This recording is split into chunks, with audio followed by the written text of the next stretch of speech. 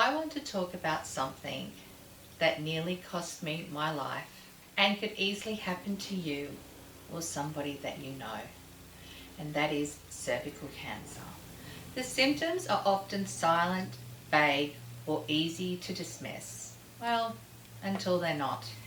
At the time, I believed that it was perimenopause, that it was just the end of my cycle. I was in the right age group. I'd read that this was a normal kind of thing to happen when you get towards the end of your cycle, like the last hurrah that your body is having.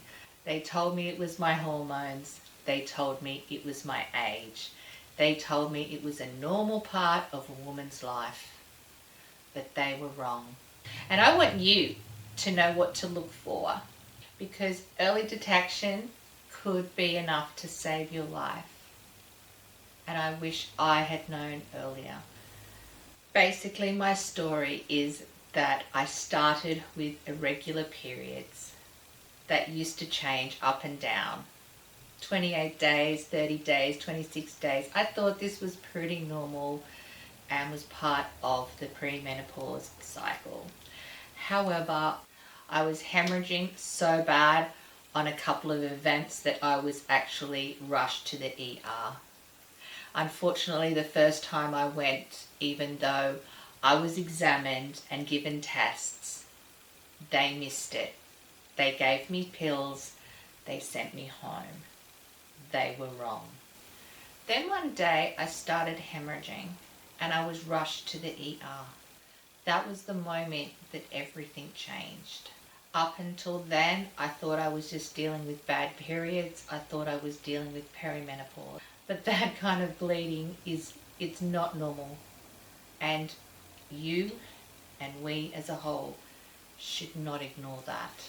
So what are some of the symptoms that you need to be aware of and really pay attention to when it comes to cervical cancer?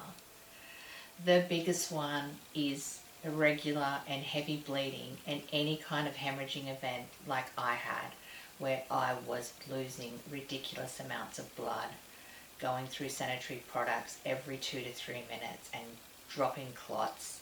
Anything like that, you should definitely not think this was part of menopause. This is something serious and it needs to be checked out. The other symptoms that I had prior to this, which I didn't realize were connected, was basically serious bloating and some back pain, stomach pains, and extreme tiredness. These are really hard symptoms to realize that they are connected to cancer, because most women will undergo these kind of symptoms as part of their normal kind of cycles. Some people have fibrosis, some people have PCOS, some people just have bad periods, so it can be really difficult to know that there is something else going on. Other symptoms can include bleeding after sexual intercourse and other things such as bone pain, hip pain, back pain, pain in your pelvis, unexplained weight loss or weight gain, discharge that isn't normally there. Symptoms can also include gastro or stomach pains, as well as problems going to the bathroom and urinating. So a lot of these things could feel like UTIs or a bug. Again, common symptoms that we shouldn't always ignore and think that it's going to go away. Women are always trying to be the champion and push through no matter what for their families, and we have to learn to start looking after ourselves and start asking questions. Again, a lot of these can feel like normal things that women go through, and there's so little talk about perimenopause and menopause that I don't think a lot of us are really aware of what to look out for. And we're going into this blind. I think, we just don't talk about this. The subject is starting to get a little bit of momentum at the moment, I think, because Gen X is hitting this stage of life. But it is something really important and something to be aware of. The problem is that a lot of these symptoms can be caused by a lot of other things, and they seem common, and it is easy for us to dismiss them as well as your doctor. And that is why it is so easy to brush off and let these things keep going, which is something I mistakenly did. I thought I knew what perimenopause was. I was wrong. My doctors were wrong. But if something feels off, push for answers. Push for a pap smear. Push for an ultrasound. Push for extra tests. The truth about the risk is that 99.7% of cervical cancer is caused by the HPV virus. The HPV virus is caught from men.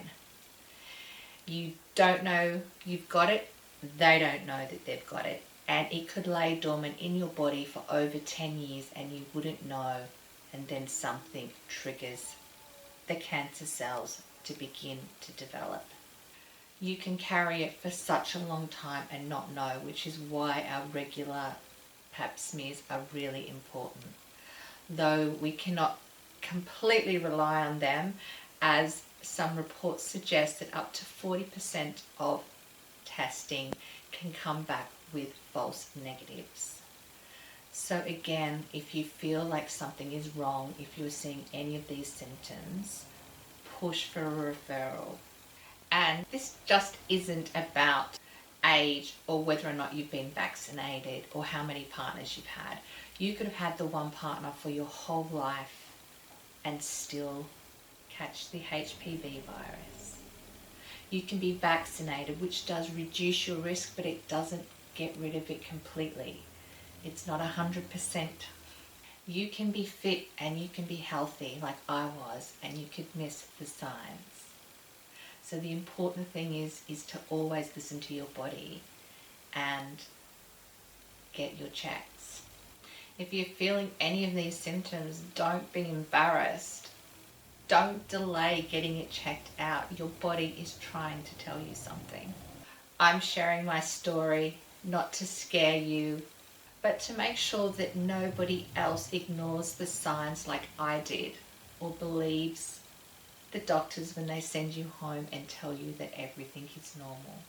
If this video has helped you in any way, please share it.